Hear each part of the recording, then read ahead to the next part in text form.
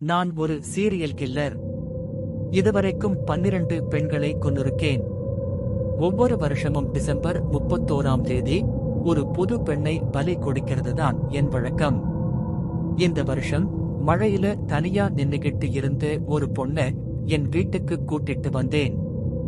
வண்டியில வரும்போது அவ என்னை இறுக்கி பிடிச்சிருந்தா.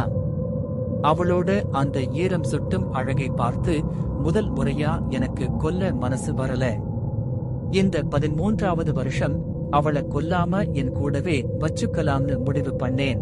அவளின் ஒவ்வொரு முறை கல்லை மூடி திறக்கும் போதெல்லாம் ரொம்ப நேரம் ஆச்சு, சத்தமே இல்ல. கதவை திறந்து உள்ள போய் பார்த்தேன். அவ அங்க இல்ல. ஜன்னல் கூட இல்லாத பாத்ரூம் அது. எப்படி மறைஞ்சான்னு ஷாக் ஆகி நான் பெட்ரூம்க்கு வந்தேன்.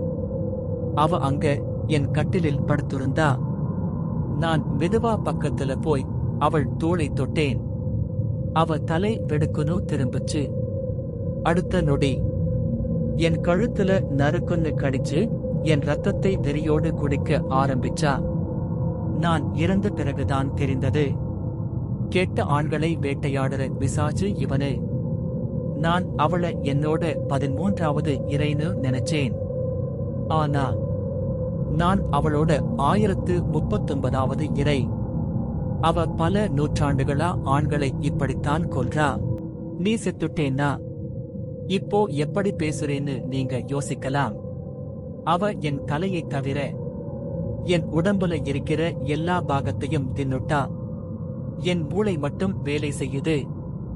என்னால யோசிக்க முடியுது. ஆனா என்னால அசையவும் பார்க்கவும் முடியல. அவ என் 2 கண்ணையும் கூட தின்னுட்டா.